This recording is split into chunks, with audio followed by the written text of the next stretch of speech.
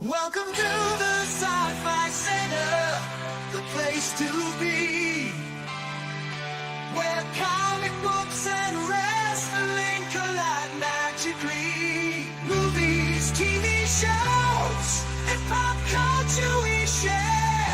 Get ready to rock, we're here to take you there.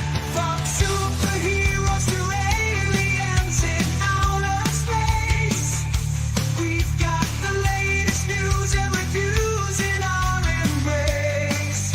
Turn on your screen, let the neon lights glow, take you back to the 80s. Let's rock and roll. Sci-Fi Center, where the legends come alive.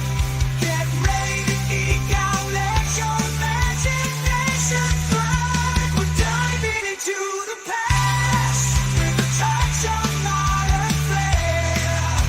Sci-Fi Center, the ultimate pop culture lair.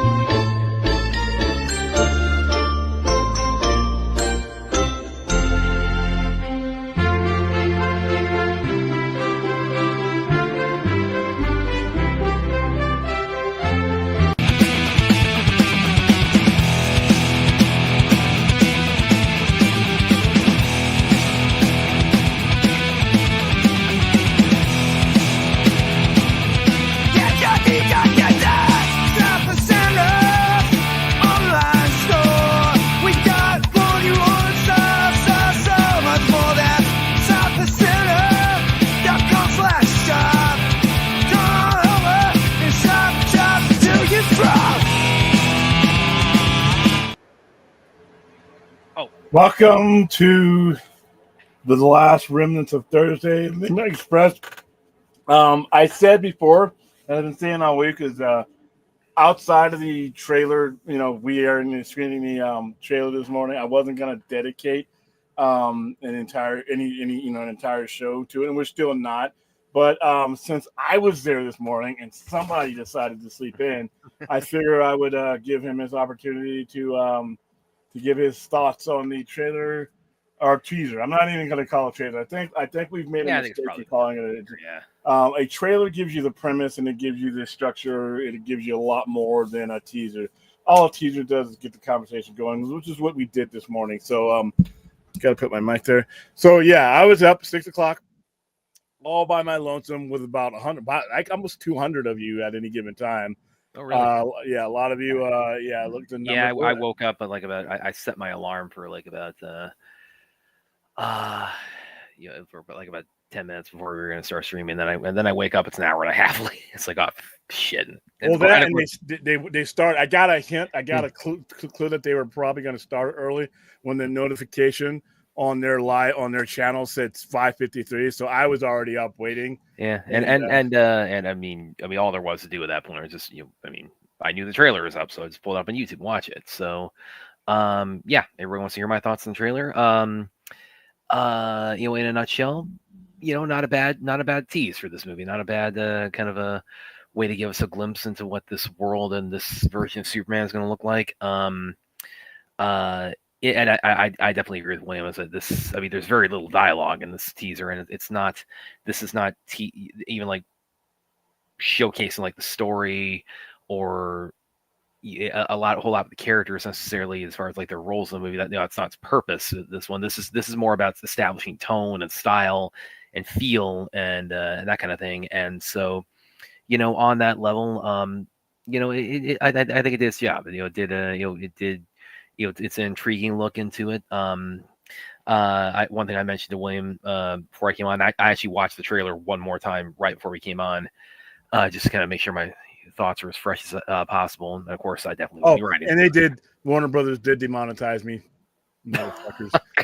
That's because as we get closer, though, I that won't happen because we'll start to be one of the promotional partners. Then they send us they send us trailer. But right now for the other one, they didn't strike us, but they did, which is fine.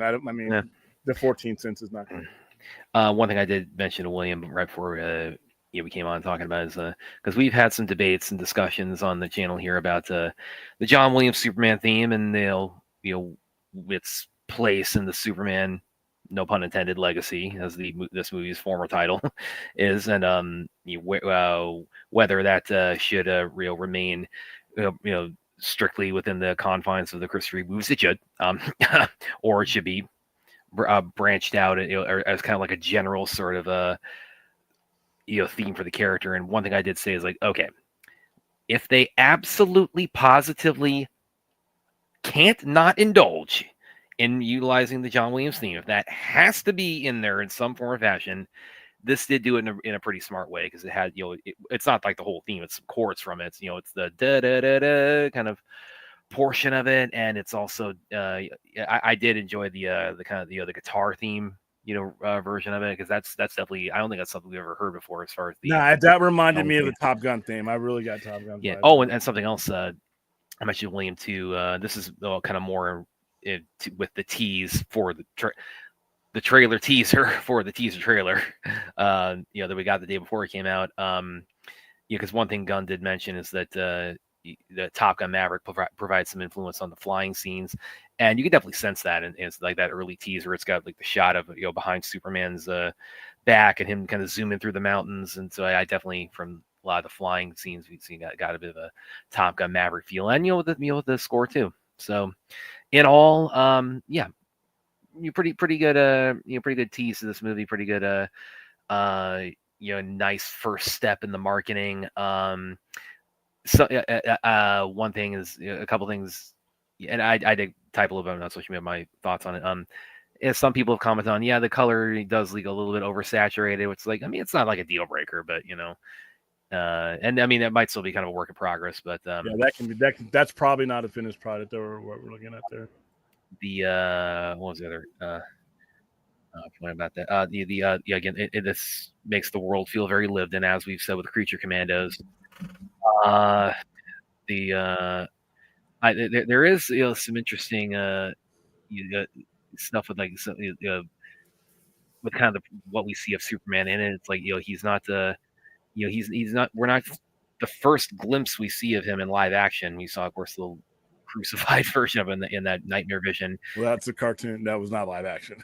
But as far as like seeing Corn Sweat, as not only does he have like very little dialogue in this, just calling out the crypto, but he has a smile once in this whole trailer. It's so that implies to me, it's like, okay, they Gunn is like, I've said to William, I've said a lot of people today, and one thing I did get a sense from this trailer is that, and I am kind of appreciating, because I'm not terribly enamored with James Gunn's past comic book movies, whether the Guardians of the Galaxy franchise or the Suicide Squad or Peacemaker. One impression I have gotten from this trailer is it does seem to be his most earnest in terms of like tone. It does seem to be the one where it's like, I'm sure there's going to be humor in it, but it does seem to be the one that has kind of the most the most sincerity in its tone, maybe is the way to put it. But yeah, I did definitely get an earnestness from it. The suit still leaves a lot to be desired for me. I'm sorry, it's just the way it is for me. It's like, the way I put it, I'm spoiled on chainmail between Cavill and Hecklin on the Superman suit. Is that chainmail, or is that just more like a texture? Well, it's very. I think it's meant to convey chainmail, if anything. But again, the fact that it is so textured, in both those versions of the suit. Those are just, for me, those are the peak of just live action Superman suits, and this is definitely going to. Here's going to I saw Talati was really impressed with the trailer too. Talat, listen, I said Talati the other day. I'm just gonna diverge real quick. Talati, it's like he's such a great voice in this community, because he is somebody who's like he just loves Superman. I mean, that's the thing about Talati. He loves the character, and as much as any of us do. But he loves. He's not territorial about it. It's like he loves what he's looking forward to what Gunn is doing, but he also really loves what has come before. He's not he's not snarking at anybody who wants to restore the Snyderverse. He's not he's shared a lot of my views, of my enthusiasm for Superman and Lois. So Taladia, I just want to give hats off to you, man. It's like we really enjoy having you on the show, and you are an exemplar of I think of what Superman fandom should embody. Not to take away from anything with Todd, but he's just normal. Yeah. That's just normal. You shouldn't. Some of the most disgusting things I saw today were people who don't have enough mental capacity to enjoy the teaser that they saw without taking a shot at people, and it just made it unpleasant because, like I said, if you want to go on to something and you want to have a conversation about, hey, what you guys think about that on any kind of post, you can't go there because half the people in there, because of their mental illness, can't keep Zack Snyder's name or fandom out of their text and their things. I've been everywhere today, and I couldn't even. I will say I don't think it was as bad as I thought it was going to be. It was bad. It was bad. Okay, it was bad, it was awful. But it wasn't. I didn't find it to be like I didn't find it like bad to the point where it's like I just didn't look at my phone the entire day. Well, no, but I'm talking about non-engagement. Like if I just go and look, I don't engage with these people. Listen, you're just not worth my time. If I'm not going to go back and forth with you on any type of social media when it comes to some of these things. Only for comment. I do on my Facebook page every now and then, but then you realize after the third or fourth comment that you're talking to somebody who's got something wrong with you, and that's how I see the people. That's how I see the people. I see the move on people as something was wrong with you. If you spent that kind of time today not enjoying the trailer that was being laid out for you, if you spent one syllable aiming at somebody who's a fan of a different iteration, there's something mentally. I hope you get it fixed. That's all. Yeah. But I'm not going to engage with them, and I'm not going to give them oxygen on this show. So Taladia. Yeah, again, I mean, we just love having you around, dude. You are a great presence in this fandom. You're a great presence at Sci-Fi Center, and it's like we're happy to call you a friend here, man. So, just really wanted to share that. But okay. Going back. Dude, seriously. Oh, can we stop talking about this? Is the Snyder guy? First of all, the Snyder I don't want to talk about. Why are we giving? Who is Jeff Snyder to us? Yeah, he's a scooper. He's a film journalist, and my understanding is that he's not highly regarded in my particular profession. Either. We literally heard it from James Gunn. You've heard it from Matt Reeves. And this is not. Why is this still going around? Why does anybody even? I think there is a part of it. It's like a lot of people just there's, like I said, there's a lot of fan art and a lot of just dreaming about it, like we love Pattinson. I got a question. Let's put. I got a question. I think there's a lot of people just trying to will that into happening. So fucking what? You like Robert Pattinson Batman? So do I. So do I. You may like this Superman coming up. Maybe I will too. What is the obsession with putting them together? They are not part of the same world. And by the way, after this massive mistake to do that. After this trailer, I can't even. I already couldn't associate Pattinson Batman with what Gunn is doing now. That I even less can imagine him fitting in this world after seeing this trailer. And that was another thing about the trailer too that I told William, is that because Man of Steel, as has been said over the years, it's definitely the most sci-fi Superman movie you've seen. This seems to be leaning, at least tone-wise, a little bit more kind of in the fantastical sort of feel to it. And that's another reason why I just can't conceive of Pattinson's Batman just fitting into this world. Just based on this trailer, now. Why is there any? I don't understand the desire for there to even be so. I don't get the desire. You can't. Why? I don't. You can't be paying. I'm sorry. I just don't understand the obsession. I'm tired of the fan art that's come of it. Because that propagates stuff. No, Matt Reeves, let Matt Reeves do his own thing. That's how he started it. Why would you want to mash someone else's world into someone else's world? I don't understand that. But yeah, I don't, like I said, I've never heard anything that I couldn't, that's been undisputable that's come out of Jeff Snyder's. I wish we had Phil on tonight, because he would just really be going to town on this one. Well, it doesn't even matter who it is. We've been continuously hearing from the horse's mouth that that's not something that he plans on doing it. So Jeff Snyder, no matter who it is, once we've heard from the person, why does any of this stuff even have any traction? I mean, I don't understand. I mean, yeah, who knows? But yeah, so bringing it back to the trailer. Yeah, again, all the cape on the dog was stupid. I really yeah, I'm not, and it's not. It's like you just Crypto in a vacuum as a superpowered dog. It's I mean, again, Crypto. He's one of those characters, a little bit like Bizarro, actually, as far as like Superman characters, where whenever he's been done in live action, just by his nature, he kind of needs to be somewhat modified to really be. To really be properly integrated into a live action setting. So yeah, it's the superpowered dog, idea as as a companion to Superman. It's like in live action, that can work in a vacuum. Yeah, I think the cape is kind of a bridge too. It's kind of like one step further than they need to go with it. But this is the only one I see. He's not going to talk though. Gunn has said he will not talk. So there's at least. Well, he never talked. Well, I mean, on this cartoons, which I don't count. Yeah. When you're talking about like Crypto, he had the thought bubbles. But okay, if you're gonna have, listen. I've gone my entire life watching Superman movies, and I never needed Crypto, and I was just fine.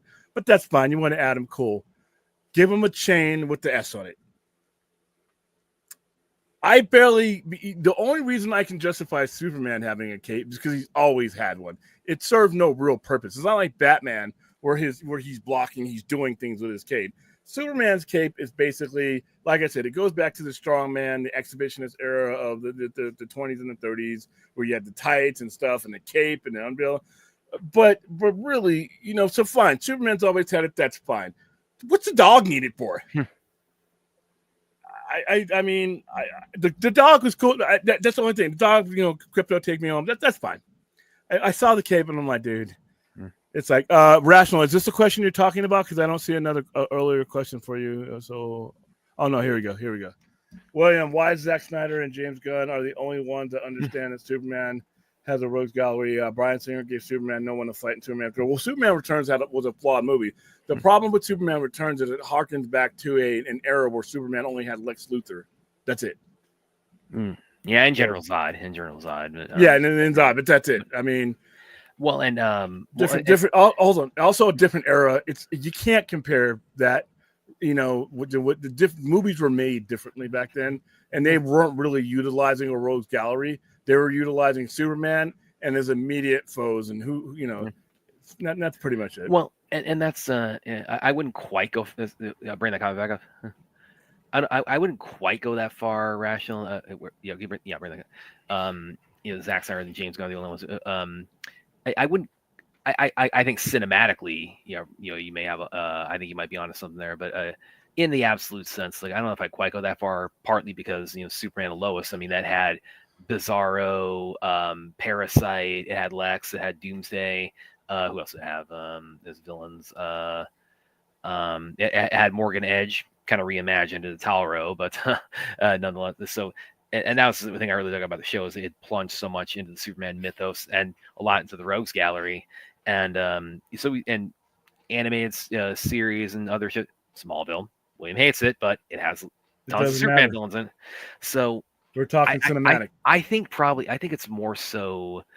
I think it's more so been the Achilles heel of a lot of Superman cinematically is that Warner Brothers. I don't necessarily think the filmmakers. It's more so Warner Brothers has not really mined his rogues gallery. I think Zach was the one who was really kind of taking the one who's really kind of taking us down that road because he had Zod, Lex, Doomsday, Darkseid, Steppenwolf.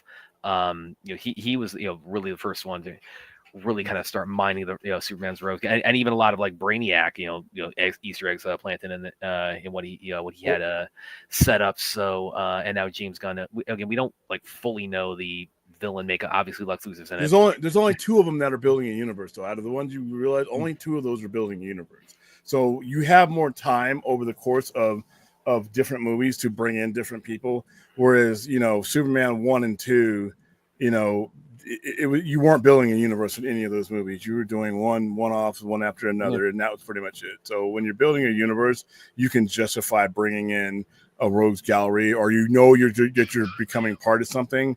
You can, because you only have so much time in a movie to focus on anything. So In one movie, yeah. So yeah, going back to the trailer itself, again, overall, yeah, again, as far as like just in a vacuum, marketing, just a Superman movie, all probably pretty good first step. Pretty good first step. I mean, again, I talked about misgivings of how we got here to this particular Superman movie, and again, I've written and am continuing to write about ways that maybe in the long run can be kind of that can finally bridge the fandom divide, but just on its own as a Superman movie and the first piece of material in the marketing Superman movie, pretty good first step. And again, I think it's much more fitting to call it a teaser again because there's hardly any dialogue in it. It's a really long teaser. Yeah, it's flashes of the world and Superman doing Superman stuff. We get some quick little glimpses of Hawkgirl and Guy Gardner, Green Lantern, and he looks every bit as lame as he is.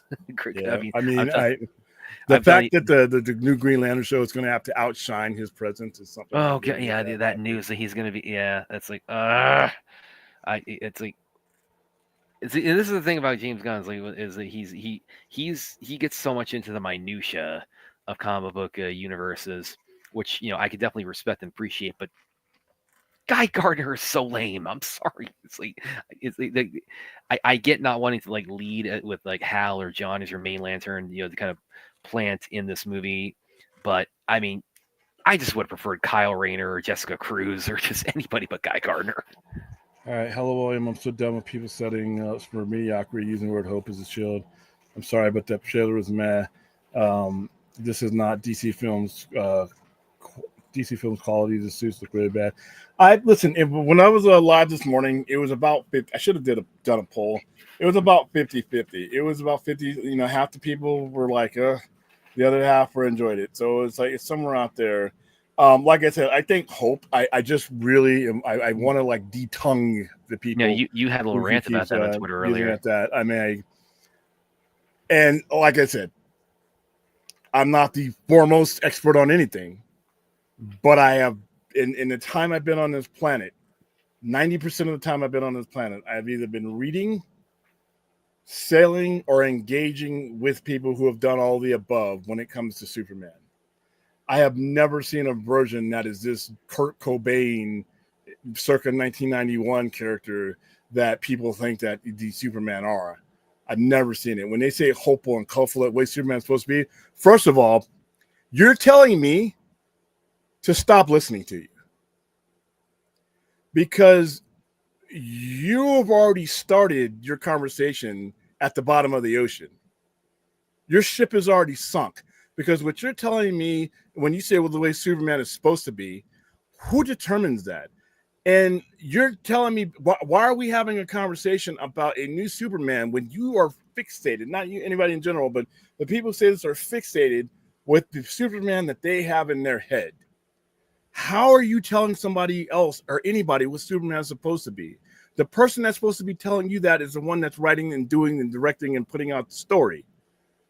So, and like I said, the biggest flaw and what makes it so hard to gain traction with Superman is that everybody holds a brand new writer, director, screenplay person to the standard that's in their kid brain. Well, this is what Superman means to you. That's fine. And when you get in the director's chair, when you put forth hundreds of millions of dollars, then you tell your story and you can tell me how it's supposed to be. But this whole hopeful, colorful bullshit that I've heard all day, and I'm like, where has it not been to that? Yeah, I could have swore when I watched Man of Steel, at the end of Man of Steel, I saw a bright, optimistic future for a full time. I could have swore at the end of even the shitty version of Justice League that they were all teamed up and they were going forward. Zack Snyder's Justice League was the same thing. Now there was a situation, there is a story involved that's not all strawberry shortcakes, but that's with any story. And what I think it is, you're using this hopeful bullshit and this colorful bullshit to take swipes at other versions of Superman, and and it's thinly veiled. When you hear the key words hopeful or supposed to be, and you use them together, I always ask them, what if that's the way it's supposed to be for me? And like I said, the storyteller will determine that. That's why one of the reasons why I couldn't go through some of the topics. When I wanted to engage with people, but I'm like, okay, here we go. We're already dead on arrival with the conversation because you're telling me how Superman is supposed to be. I'm going to leave that to James Gunn. Mm-hmm. I'm going to leave that to everybody who decides to take the helm, whether it's on paper or whether it's on medium.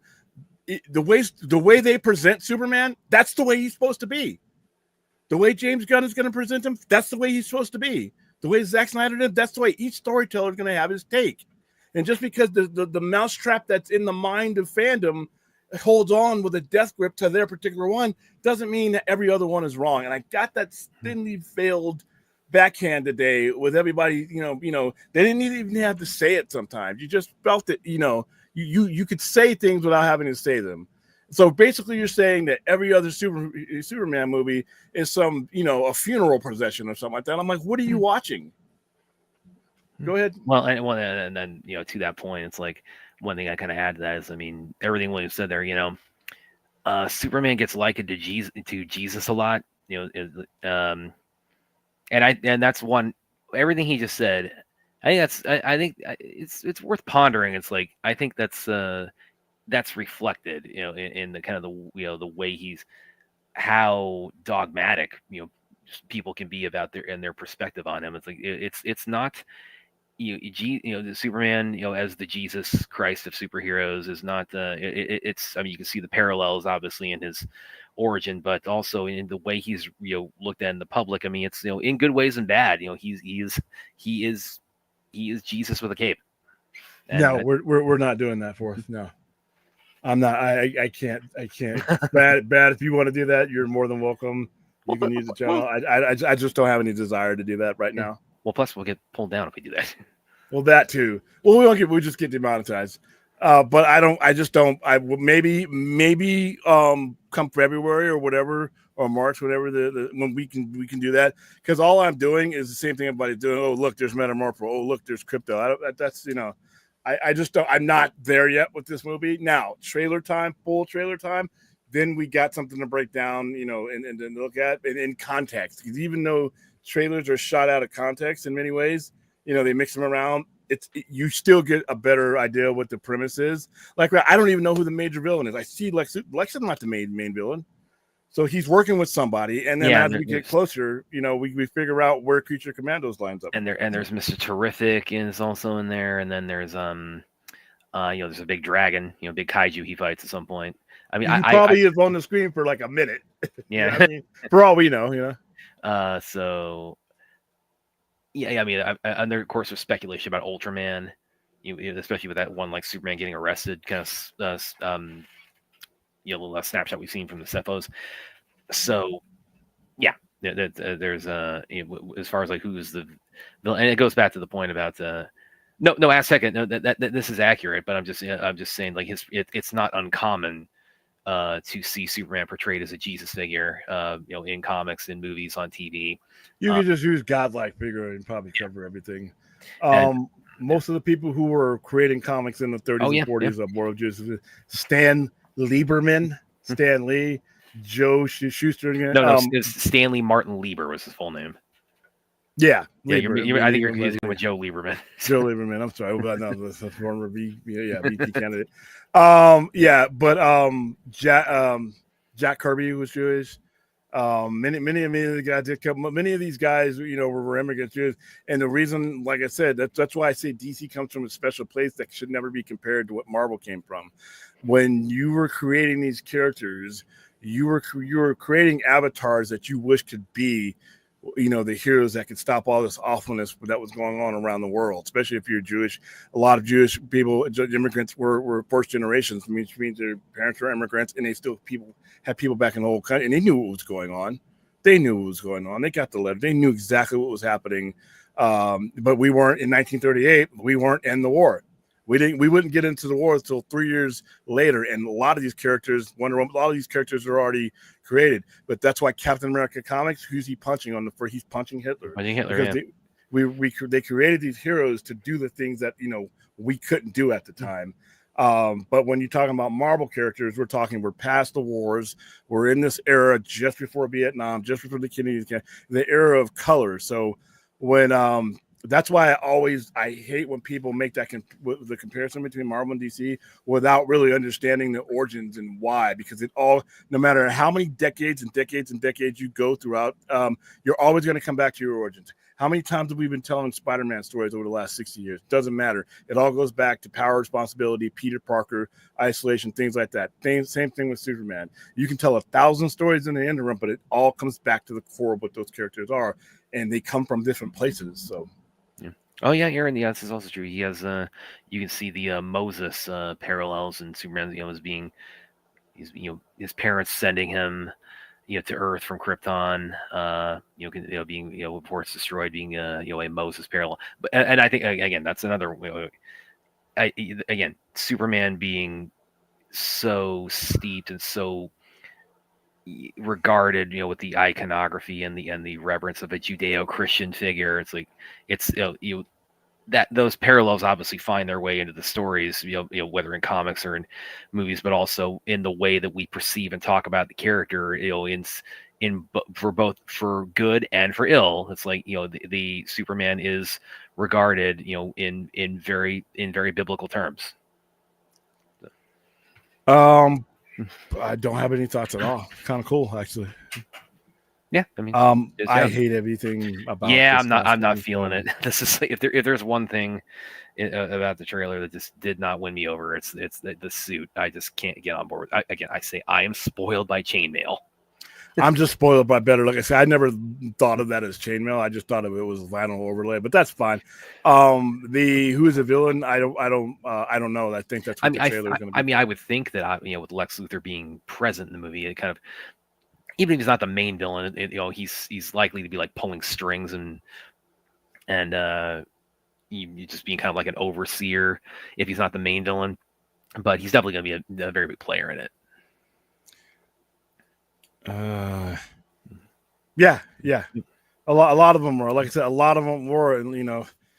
they wrote about the heroes that they wish they had at the time. Bill Finger got so screwed for so long. Batman v Superman, if anybody wasn't aware, that is the first movie to credit Bill Finger, for his co-creator of Batman. I mean, he got cheated big time. If you look at the kind of, I think he was dead before any big money was made, and I think they settled with his estate, Bill Finger, because Bill Finger wasn't. Well, Bill Finger. The same thing with Jack Kirby. Jack Kirby died. He was in his 70s, but Jack Kirby. That wasn't even like necessarily a case of him being like actively kind of. I think it was just more of like a byproduct of the fact that Stan Lee was just so much the face of all the Marvel characters. And Bill Finger died in January of 1974, so he's been dead for 51 years. Just Stan Lee knew how to, he knew how to market himself, better,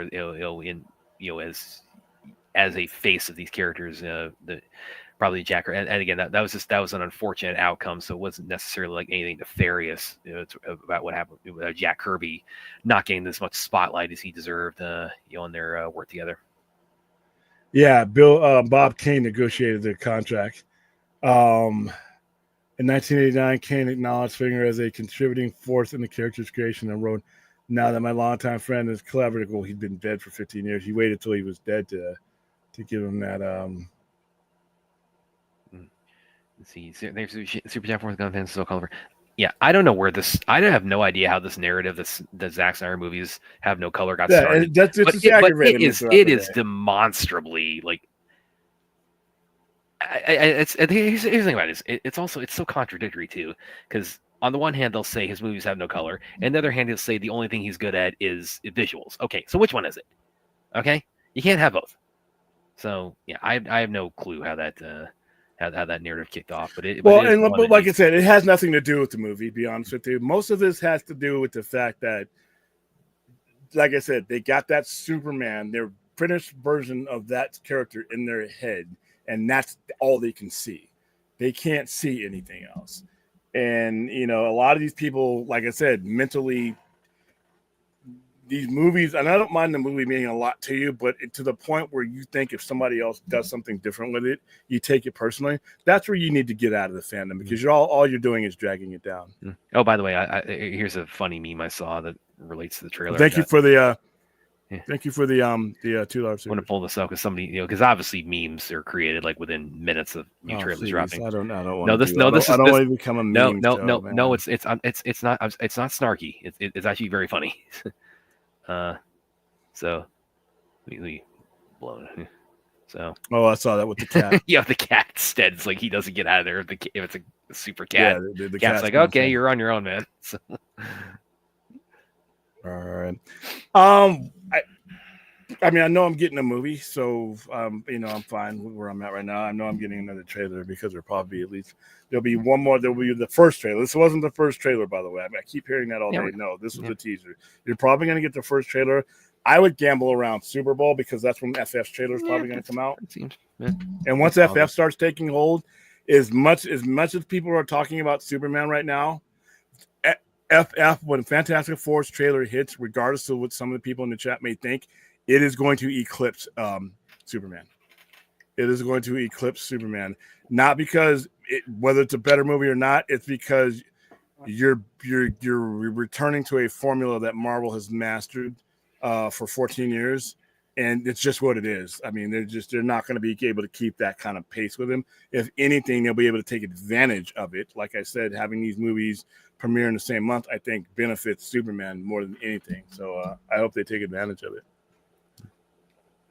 Hello, Jalen Harris. How you doing? Yeah.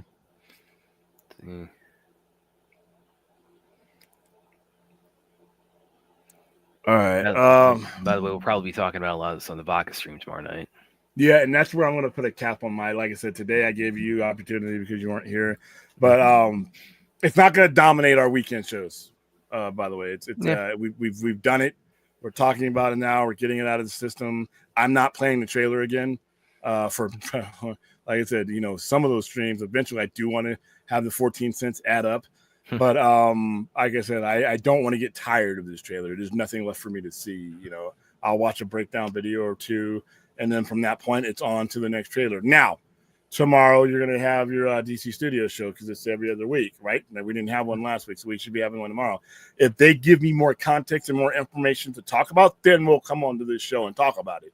But if they just watch the trailer like we are, and but yeah, if there's no more context to the teaser, then I'm not gonna, we're just not gonna talk it into the ground, because that's what But if there's something new comes on, and plus, we're just a few days before Christmas, so we want to, be, the conversation to be as happy as possible. So, I mean, and I can have it happy. My conversation today when we were on the live, I was happy. I mean, like I said, I pretty much told the trolls what I think of them.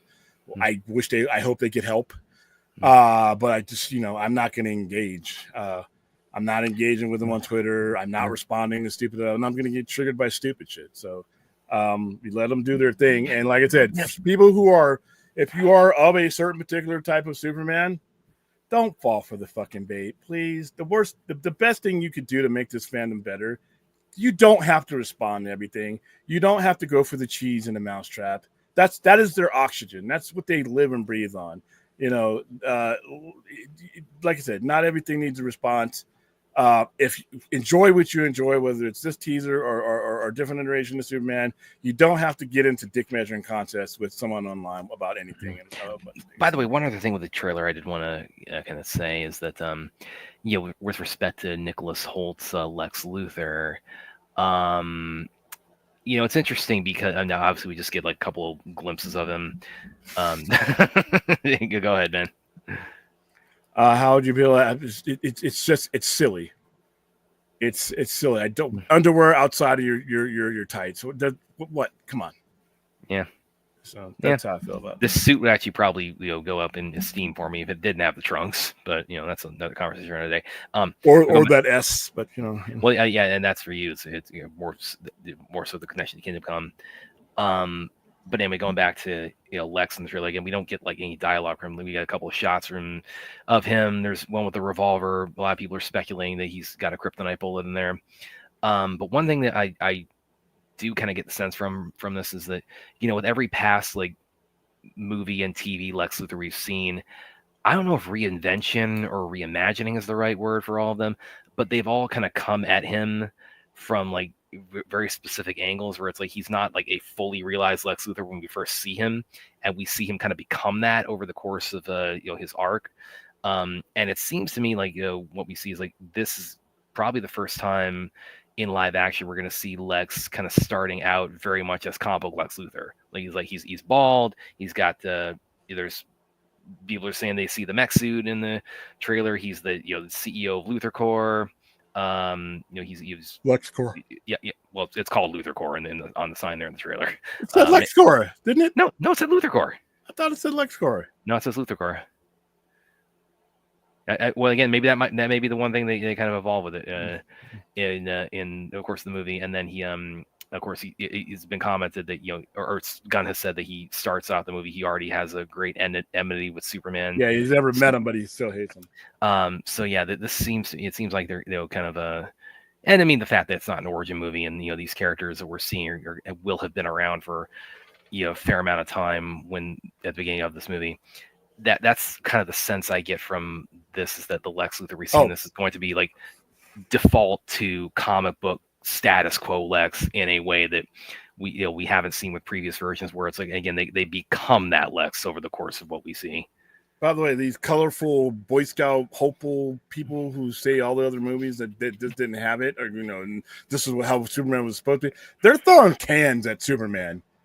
They ain't too happy with Superman. He doesn't seem too happy with them. And that did not go unnoticed by the Snyder fandom, let me tell you.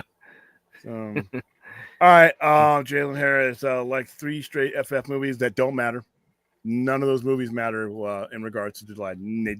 They nobody cares about those movies. Those movies aren't going to do one bit of damage to this one. That have been forgotten or were just good. Marvel will help. The Marvel name will help with the first trailer. No, the thing about the Marvel, it's not just the trailer that'll help. The legacy of Marvel and their track record is going to help. They are a trusted brand when it comes to their big name characters. And nobody has been able to answer the question to me anywhere at any time. When's the last A-list, legacy character that's failed in Marvel? And it just hasn't happened because it's never happened. So, well, speaking of all this talk about, hold on for a second. The first trailer will eclipse Superman. There's no way around it. It's going to eclipse Superman. It's not going to hurt Superman, but it's going to eclipse. You're talking about something that's coming from a well-oiled machine. People can come back to Ant-Man and Wasp. Get the fuck out of here. Get a calculator and add up the money and the momentum that this company has had. It's not going anywhere.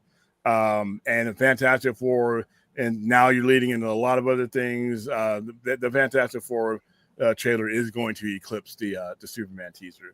Now, the Superman trailer that gets released, then that may have equal footing. But as far as like views and all that, you already have a trained audience. All you're doing is moving from one thing that you want them to know about to the other thing. You already have their trust. So yeah, that trailer is probably going to eclipse it.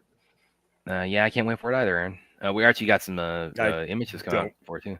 Sure. We love dinosaurs. Jurassic Park. We both love dinosaurs. And by the way, by the way, if anybody thinking that Rise of the Silver Surfer and Corman or any of the other movies is going to matter to an MCU fan who only sees these characters through the lenses of the MCU, come on.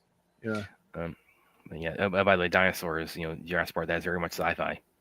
So I just don't. I've never cared about that. But so is Karate Kid Legends, because it's like it's taking a former remake and transposing it by reaching through the multiverse and bringing it into the mainline franchise. So it's sci-fi. Plus Pedro Pascal is in it. Pedro Pascal is in demand, and people he's a draw. Pedro Pascal is a proven draw. So yeah. Well, with all this talk about the trailer, we have a comment from somebody else saying the Superman trailer was great. The only thing was missing was me.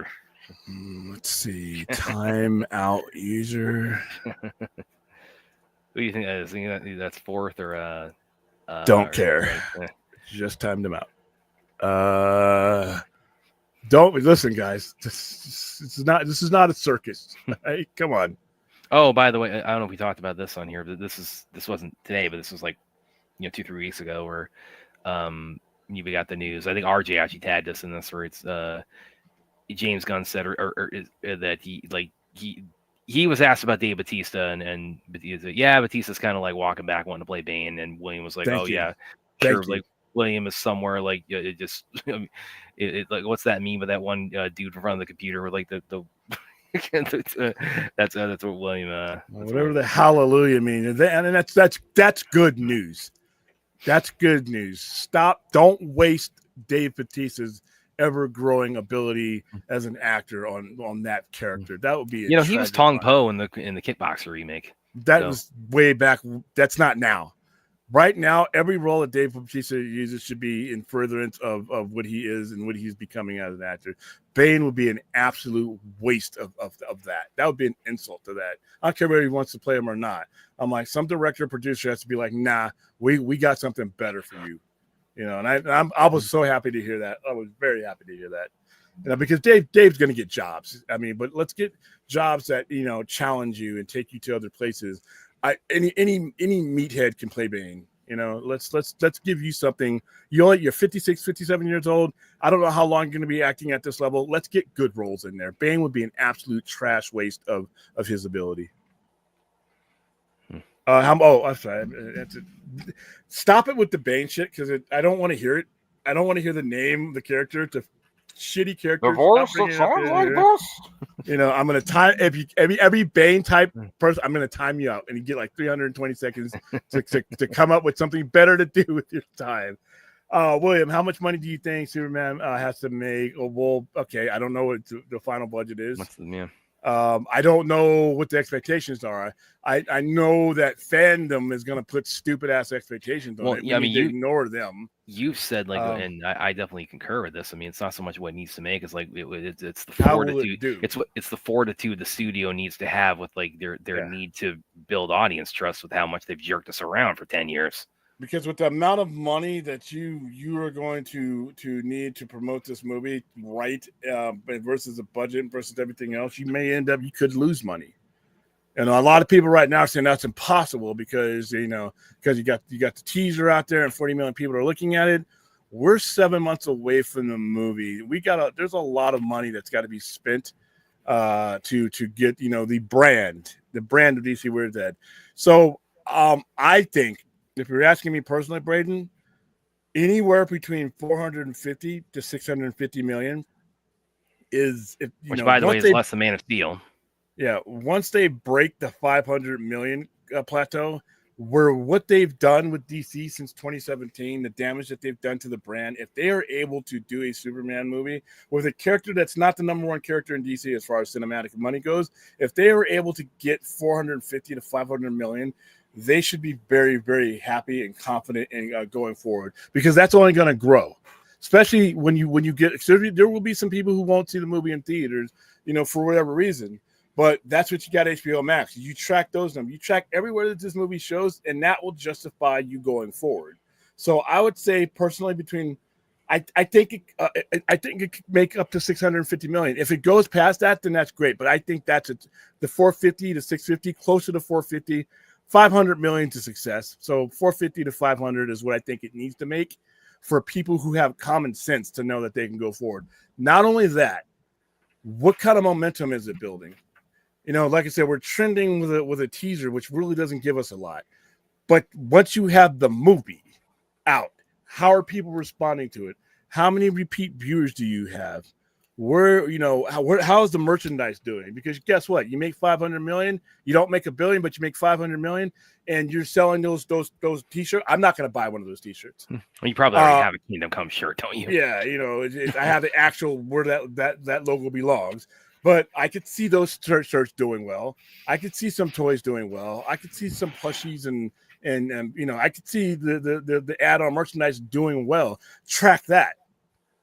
Track people's attitude towards DC as a company goes, because the money that this movie makes is only part of it. I've always said the brand has to be healthy for any of this to matter. So 450 to 500 million, I think they should be celebrating, but it could make up to 650. What do you think? Again, yeah, I mean, pretty much there with you on that. But again, I mean, I'm just there's a part of me that's just gonna point out to the haters we've had all these times. Yeah, that's less than alleged underperformer Man of Steel 670, which adjusted for inflation is like 900 today. Yeah, and they hadn't damaged their credibility by that point. See, the problem that James Gunn's Superman has is that you've had Fury of the Gods, you've had Harley Quinn, you've had a Suicide Squad movie that lost money, you've had a broken up universe, you've had all those things, and forget about the people that they screwed over 10 years. Literally, mathematically, we don't matter like that. The other 97%, the apathy that has grown and grown and grown, and that allowed them to go on to other things and just left DC behind. You gotta get that back. So if you make 450 million, 500 million, I think that's great. And all those other things happen, you got a good building block to happen. So that's what. Now, if you're asking, what I think with the hedge fund, guys and the billionaires and the investors go, I don't know what their standards is, because, like I said, I know there's two ways that the Zaslav conversation could have gone. Hey, we're going to take this in the ball for a little bit. We may not make that kind of end game money that we're eventually getting onto, but give us time. I believe in this guy, blah, blah, blah. Or he could have had this CinemaCon conversation where, theaters are back and we're not going to focus on this. We're not going to focus on streaming and all that. And look what we've done since that conversation. So, I hope it does. I hope it does more. Because to be honest with you, it'll be a barometer of where the Superman brand, no matter whose movie it is. If it's not a viable brand anymore, you'll find that out in July. And I hope it still is. Yeah, me too. Let's see. Azteca Fantastic Board is only going to be relevant because it's getting shoehorned in the MCU. Well, that's any movie in the MCU. That's the selling point. There's not shoehorning. It's part of the MCU, and that's what you use to sell the movie. That's what you use to sell all MCU movies. So Fantastic Four is no different than any other movie that's part of that universe. Thor made a lot of money. And this is coming from someone. I hate the Thor movies. I hate all of them. The first one bores me to tears. The second one bored me to dry tears. The third one was a joke. The fourth one was a joke. Those movies made a crap ton of money, though. They made and that's an A-lister. And then, like I said, their A-listers don't fail. Let's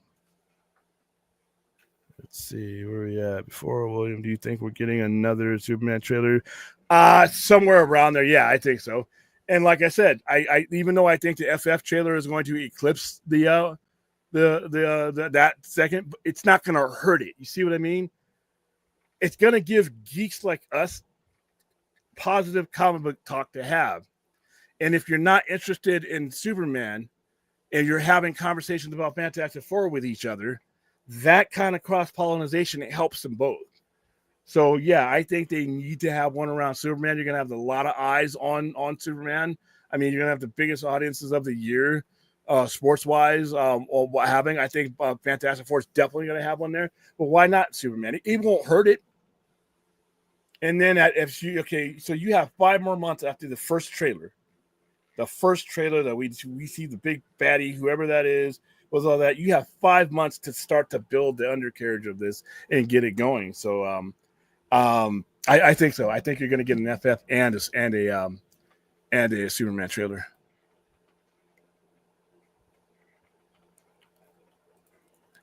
part of the show. Brad goes off track. Yeah, well, that's pretty much bit then. Yeah, by the way, let's talk about how awesome the Karate Kid Legends trailer was. Aaron, you could certainly agree with that, would you? Braden, that's too soon. No. Well, like I said, you can say month-wise it may be too soon, but it's Super Bowl. It's the Super Bowl. If the Super Bowl, wherever the Super Bowl is, that's a massive audience. That's a massive audience. Jalen Harris, okay, William, it happens. I'll hold you up, but tell you. It doesn't. Okay, Braden. I almost called you Braden. Sorry. It doesn't need to be. It doesn't. It's in the Marvel Cinematic Universe, and it's a character. You're not treating the FF like you're treating like Ant-Man and Wasp. You know, because they've marketed it as such, that these characters are intertwined with all your big league characters. Fantastic Four and Avengers, Doomsday, and Secret Wars are all linked together. They are a major cog in that story. So you're not just talking about the Fantastic Four on their own. It's not just them. It's where they matter in a universe that is already a high-powered locomotive. So, yeah, I think Fantastic Four is going to be the movie of the summer. I think Jurassic Park's going to make more. I don't think either Superman or Fantastic Four make $1 billion, but once again, you don't need to make $1 billion with either one of these movies. You just need Fantastic Four is just going to move the story towards Secret Wars. That's all they really need to do. But I do think they're going to make a good chunk of change, though. No more Bane. Yes, no more Bane. No more Bane.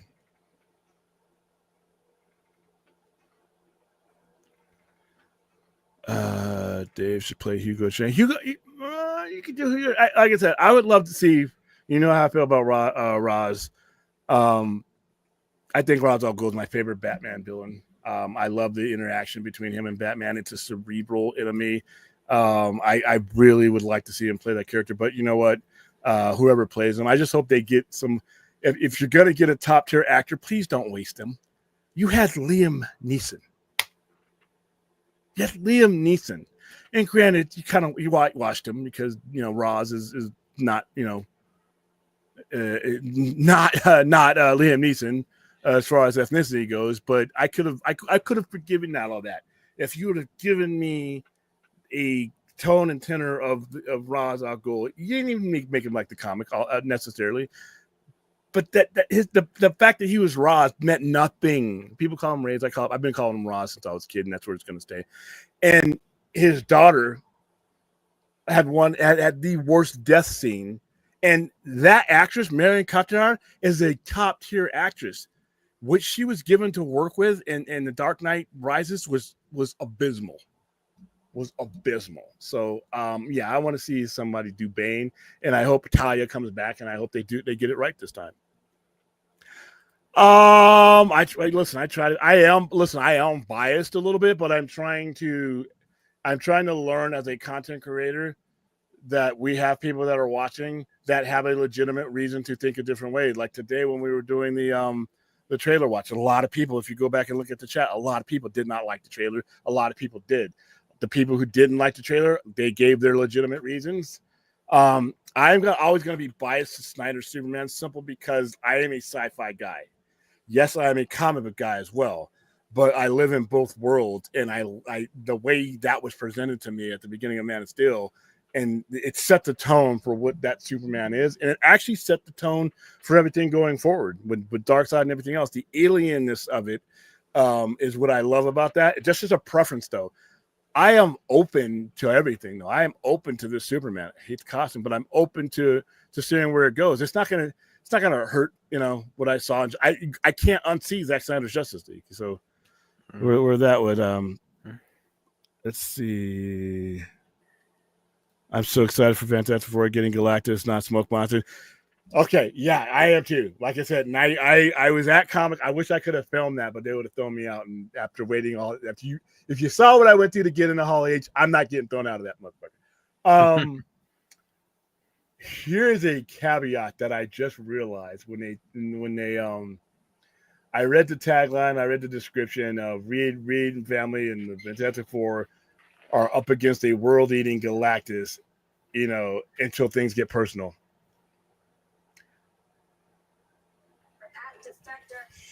That's Franklin Richards. I don't have any proof or anything else, but if you've ever read Earth X, the version of the Silver Surfer that the Shali Ball, that his girlfriend that becomes is in Earth X, and I believe, and I'm almost certain of this. I don't have the book in front of me. That universe's Galactus was Franklin Richards. When they say it's personal, well, shit, it's their son, and it may be a son that see Franklin Richards of Earth 9997.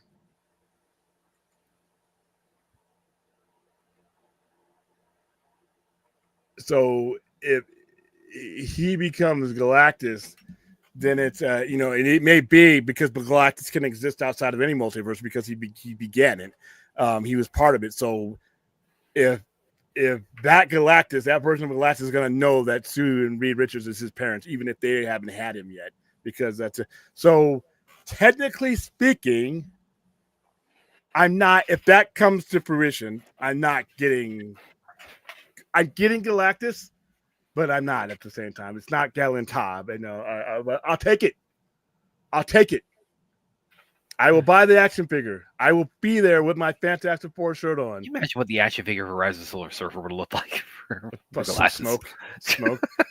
I want the popcorn bucket in Marvel, DC, whoever, AMC. I want the popcorn bucket to be a wearable Galactus helmet that I open up the top. I put it on my head. I open up the top and I grab the popcorn. I want to be able to wear that, kind of like the Gladiator one. I want to be able to wear Galactus' helmet as a popcorn bucket. You can have that idea. Just make it so that I can buy it. All right. So yeah, I can't wait for Fantastic Four. Now that's a movie I'm excited about. I'm open to James Gunn's Superman. He's proven to me that he can tell stories and craft stories and make me care about just about any character. I had a hard time watching the damn rodent that coughs up fur balls. What he was going through. He makes you care about these characters. I want justice for Weasel. That was fucked up, man. So yeah, I'm open to what James Gunn's doing. I'm excited for Fantastic Four. And you, like I said, I wish I should have filmed myself when I saw Galactus through that window. I actually got to see Galactus turn around and look in the window, and it's undeniably him. It's not like some of the stuff from the Superman teaser. Oh, that's Metamorpho. You guys are like, some people recognize it instantly. Most people did not. When you see Galactus looking in that window, for those of you who had a chance to see it, that's Galactus. We all said it, and I'm like, yes. Even if the world ends and the movie doesn't come out, I saw it here at Comic-Con. I was half asleep and dead on my feet and had more caffeine in me than blood. And I walked around the downtown San Diego with I was so fucking tired that day. But man, that's what adrenaline and caffeine will do. I paid the price later on that that weekend, and I came back and anybody who's never been to a con, like over a weekend, weekend Comic-Con, where you travel, get a hotel room. One thing and of course William's done that. I've done that both multiple times, whether it's San Diego Comic-Con or elsewhere. My biggest one was Tampa Con. One of the things you find out very quickly about doing that kind of thing is that, again, you are running on the excitement and the adrenaline of it so much that you come back from it, you put your body in what's called sleep debt. So when you come back, you might want to carve out a day or two when you come back, just to kind of give yourself some runway to get back into the normal routine, because you're going to crash. Yeah, and remember, I wasn't just there as a fanboy this year. I was there. We were covering stuff. I was taking tons of pictures. We were doing some interviews. We were, like I said, we were doing the whole All A thing. It was a physically taxing situation. Like I said, by the time I got back to wherever I was staying, it was generally pretty late. Then I was on the vodka stream like the day after. And as a matter of fact, right before my bed finished destroying itself, I was on the vodka stream that night. So I was on the vodka stream because remember we were filming at the grounds of Hall H, and we were on the vodka stream that night before. We were at we were at just as it got dark. We were on the me and Ray and Phil was there too. And after that was over with, we got our wristbands. Once we got our wristbands, we were walking back. The vodka streamer, he had a really long show that night, so we were able to get back to where we were at while we're walking through Comic-Con. We're at nighttime. We're showing them our wristbands and everything else. And then I got back to the hotel that night, just before I went to bed, and I went to get in the bed to get what I thought was going to be sleep. I was on the vodka stream talking about that. And then, like I said, I got into that bed, and I just felt something was wrong, and I'm like, maybe I should get in. Before I could finish that thought, that motherfucker started crackling. And then I'm like, everybody's dead sleep and snoring and shit. And I'm like banging on this dude. I'm banging on the thing. I'm like, dude, you may need to roll out of here real quick, or roll to the side, because I think I'm about to come through and we're about to meet in the worst way.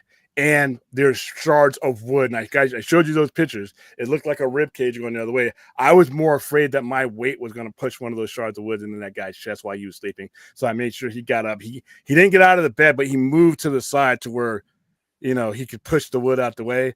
I grabbed the bar. I got myself up. I was so pissed. I'm like, I'm not getting any sleep tonight. And then I sat up on the edge. I'm like, I might as well go ahead, shower, get ready, and just go to Hall H. And I got down there, and it's like you said, it's like Woodstock. There's people sleeping all up on the sidewalk and shit. There's nothing open. I'm like, I need Starbucks right now. I had to wait for the Starbucks to open. I got 7 shots for each Frappuccino. I had 2 Frappuccinos, and I downed them. By the time Ray got to me, my hands were like, and my eyeballs were all dry. I mean, I felt like hot shit that day, but we were getting into Hall H. I didn't feel it until later on that night when I tried to do a stream, and I realized how aggravated I was because I hadn't had any sleep. Yeah, I still remember both you guys, both you and Ray. Yeah. I mean, you guys just looked like you were completely out of Ray gas. was in a shower. Ray did the show from a shower, and I'm sitting there. Watch Williams. Again, the usual energy he brings to the show, and like go back and watch that. Night we were talking. When they were just getting ready to come back from Comic. I mean, he sounded like, okay, Comic-Con was great, and a Fantastic Four, which Williams all about now. It's like, oh yeah, I can't wait for Galactus. It's like, yeah, Galactus was awesome. I can't wait to see that. He's not just a big pink cloud. and I got, they took care of me. I ate good that night. If I drank liquor, I would have drank liquor good that night. I mean, I got a food coupon. The bed had massage and heat things on it. I mean, and it was an extra bed. I had Speaking of your bed. Jesus Christ. Well, hey, listen, it could have turned out bad for the guy below me, because it was a hostel that I was in. So, but like I said, they got me an outright nice. That hotel room that they got me, if you guys just saw behind me, that hotel wasn't cheap. I remember them sending the voided receipt from me so I could use it for my tax purpose. That hotel they got me was not cheap. It was close enough to Comic-Con to be one of those highly demanded ones. It just had somebody who was only at Comic-Con for a couple of days and left out. They were at Hall H, but they left that night. They had a room for me and they gave it to me. The food was good. I was okay with it. But like I said, that bed, the next morning, and I was starting to catch some kind of cold, because that's what happened when you go to these cons, even though I would try to mask up. I slept in longer than I wanted to because I had a lot to get done, but we were leaving that day. So I got, J. Scott Campbell. I met up with Ray. I met up with Phil.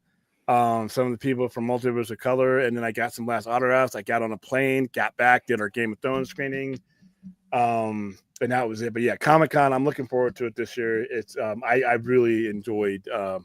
I was looking back at the pictures today, because now that we're reaching the year end, it's starting to show you all your moments and so many pictures that I took from there. Like I said, I hope I have applied for us to be media. They did that back on the 29th of October. So we'll be hearing back from them sometimes soon. I applied for you, myself, and Ray. Hopefully, we get down there to the Sci-Fi Center. But I'm already. It's 8 months away, and I'm already looking forward to it. All bet should. Yeah, they should. All bet. I wish it wasn't. I don't like Guy Gardner as a Green Lantern. I don't like Guy Gardner in the comics. So I really wish. And he looks ridiculous as I thought he would. Well, I mean, to be fair, I mean, within the last 30 years, I mean, DC, I mean, they definitely know that he's not the most beloved Green Lantern. So it's like his appearance and his personality definitely reflect, that he is a punchline among Green Lanterns. And I think that's reflected in what we see, what when we get in the trailer too, is that, he looks ridiculous, but I mean, Gunn knows he's not a liked Green Lantern. And I particularly just that Dumb and Dumber haircut. It's like, he's even a little bit more over the top, I think, in live action in his appearance than he tends to be in the comics. And I think Gunn is being very upfront, saying, yeah, I know you guys don't like this Green Lantern. He serves a purpose in my story, but I'm not going to, he's not going to try to, will Guy Gardner into, a Guy Gardner resurgence out of this. Yeah, there are other Green Lanterns. I'm betting $10 that Superman makes $800 million. I mean, I wouldn't bet against you. I mean, it could. I'm just saying that the minimum that they'll be happy with is right around where I'm saying it is. If it goes on to make $800 million, I doubt that's going to be the case. I doubt Fantastic Four is going to make it. I think Fantastic Four is going to give you door numbers. I think they're going to get about $700 million. I was about to ask, where would you put Fantastic Four as far as like its financial prospects? It's a lot of money. For a character that you really haven't had a chance to cultivate yet. But I think the fact that it's leading into Secret Wars, leading into a much larger story, I think 700. But I would not be surprised at all if it goes to 900. Not based on the Fantastic Four themselves, but based on the ramifications of the storyline going in. But like I said, my basement for that one will be around 700 million. All right, let's see. So post on Instagram, parallels between the movie, substance. Thank you, Droga. Fantastic Four is popular as X-Men and Spider. Yeah, and that's another thing. Is now once we start rolling out X-Men and once we start rolling out Spider-Man 4, people keep telling me Spider-Man 4 is going to take place on Battle World. I forgot where I heard that from, but I hope not. But it very well could. I would like it if they told his neighborhood story, and then at the end of it, he gets transferred to, he gets in the end credit scene, he gets teleported to Battle World. I don't want to see a whole I don't want to see a whole Spider-Man movie based on Battle World. That's what you do the shared movie for. But yeah, I think Fantastic Four is up there. These are A-level characters. X-Men, Spider-Man, Fantastic Four. Those were the characters for the first 4 years of Marvel. Those are your flagship characters. All right, let's see. That's about all I got. Let's see. Oh, I'm way down from the chat. All right, Brad, did you send me DMs? I guess you guys are having a bromance there.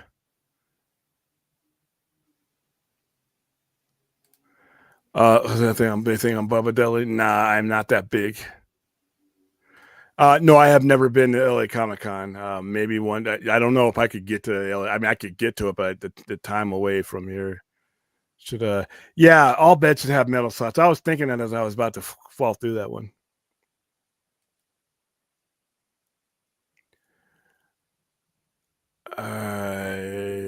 Okay. I think that Dee William, what's your take on John Campea saying $400 million is the minimum? Let me read this right. William, what's your take? It's the minimum Superman needs to make so they can proceed with confidence. Which that's about what unadjusted for inflation. That's about what Superman Returns did. 400 million is like I said, I think it'll make a little bit more than that, but that's in the ballpark. I mean, we're only 50 million off of what I'm talking about. I think 400 million, be honest with you, 400 million. That would be a minimum, because you have to know what you're doing is working at some point. 400 million, but I'm saying if they make 450 to 500 million, that's a success. But yeah, then now we're talking about the you're talking about the minimum, which is the floor, then yeah, 400 would be the minimum it can make. Yeah, I'm gonna agree with that. Did you hear Jordan Grace got a hold of her I didn't edibles? hear that, but that's a weird story. Hope the dog's okay. Oh no, that's probably that's that what she was. I saw her posting about something. Oh, that sucks, man. And she's got a lot of dogs too. She's got little dogs, man. Ugh. Yeah, Droga, I saw your DM. He sent me some Green Lantern artwork he did. Yeah, I saw your DM, man. I don't know what the budget. I don't know what the exact budget is for Mass. Is it on Wikipedia? Or I don't think that's available. I don't think they've published what the budget is. I mean, and we both said it's like this. I mean, when you're talking about a Superman movie, I think 175. That's got to be your bare minimum. Yeah, you can't do some. Yeah, you don't want to fuck around with it. Yeah, it doesn't give me numbers yet. So I'm guessing in the 185, 175, 185, just as a guess without context. Why do people believe that Robert Pattinson? I don't know. It's a lot of people who do have credibility are putting this kind of stuff out there, but it doesn't matter. The guy who's doing it, or the guys who are doing it, have already refuted it. So I don't know why it still has, I don't know why it still has any legs on it. Well, yeah, Man of Steel made 670. Well, that's a lot of numbers. But the film came out when the movie theater atmosphere was different, and was writing a Christopher Nolan name. I mean, fair enough. But it still made 600. Actually, made 678 million. I thought it was 600. I thought it was 678. Or I could be wrong. It's been a long time since I've looked at Man of Steel's number. Man of Steel. Steel. And like I said, they've gotten so much traction out of those movies. I mean, just they've shown them on on these channels, cable channels, enough to the point where they've made a lot of their money back. All right, 670. Okay, 670. But like I said, the fact the reasons that it made it, it's still 670 million. I mean, when you look at it, I mean, there's a reason why we're talking about this upcoming movie in terms of they really would love to get anywhere near that. Yeah, and also you have to understand that the atmosphere, and I think this is where I think John Campy gets it wrong. The atmosphere for movies that was created by Marvel, that I don't believe that was for them and their fans and people who perceive their storytelling. That doesn't automatically mean that sets the atmosphere for DC. I mean, the characters are perceived in a different light. So yeah. All right, Aaron. What I think. Oh, the budget for that's a lot. That's a lot. But if you know what, spend what you need. Because the making of the money for this one, if they're doing this right, shouldn't be the top priority. Yeah, you want to make money, but you need to get yourself to a point where you can make that money. And right now, there's a rehabilitation that's going on when it comes to DC. So, all right, Braden, you're going to be the last one. William, how do you feel at the DCU Batman had blue and gray suit and white eyes? Oh, never been a bad fan of the blue and gray suit, simply because I don't think it's practical. He's the Dark Knight. He operates primarily in the dead of night. So I wouldn't want anything to reflect off of colors that were not black. That's the reason they do that in the comics is it makes it easier to kind of emphasize it that combination. You can illustrate Batman more thoroughly that way. But I did like the blue and gray suit we got in the Flash. I thought it was it was a pretty good rip. I didn't even pay attention to it. Sorry. Can't be called the trailer perfection, but I think that's hyperbole, but that's just me. I don't. I mean, there's no such thing to me as a perfect teaser because a teaser is limited in what it's supposed to be doing in the first place. I think there's a lot of people who just are ready to go all positive on this, which is fine. I'm telling you, I'm just trying to be honest with you guys how I felt when I watched it. I thought it did its job. I don't think it was perfect because I don't think you can put teasers in that classification. There's just not enough there. But you know what? All right, so All right, guys. So that's where we're going to wrap it up to my tomorrow night. I do not know if I'm going to be doing a show of our own. I am more than likely, and I'm going to try my damnedest to make sure that Brad doesn't follow me over there to be on the vodka stream tomorrow night. So we'll have a lot to discuss there. Oh, Aaron. Oh boy, yes, I could definitely, Whatever. and we had, and you're not alone because I remember everybody we did that life after Fine Watch. I mean, everybody was like saying, "Oh, Renver, Batman, Punisher, Johnny Cage." So yes. Anyway, tomorrow night I might not be on, I might not be too. I'm kind of tired. My sleep pattern was thrown off today. Somebody slept in, but I was there. I will, like I said, we'll probably be on a vodka stream. I don't know how long I'm staying on the vodka stream. I might get some energy somewhere to come home, but I am going to be at the Sci-Fi Center very late tomorrow on both the next couple of days because this is the last weekend before Christmas. So there's a lot of gift getting that has to be done on the consumer end. So I'm going to be there as long as people keep coming. So, all right. I hope you guys enjoyed both of our streams today. Nearly 800 of you liked the or watched the one this morning. Thank you for all that, and thank you for those who continue to watch. I don't know if it was just that you guys liked a decent hour or it was Superman. I'll have to find out. They were all waiting around to hope I showed up. Yeah. Okay. I can't see me doing very many of those because that's like I said, my body clock is 1 inch to the left or right, and it's over with. So we will see you tomorrow somewhere. All right. Bye, guys. Super drop.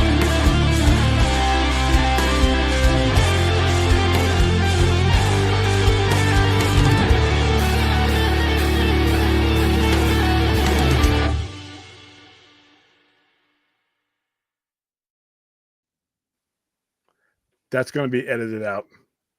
I want each and every person to know that every trial that Brad is being edited out. Aaron, did you know that Art the Clown, his name is Straw in reverse? Edited out. This, even right now, is going to be edited out. And he does it at the end. Can't show up for the live stream. Hey, Ruth, when you come back on the show, please show us your draw tattoo.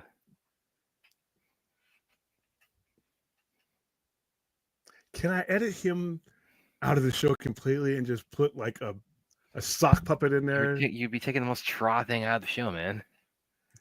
That's not a bad thing.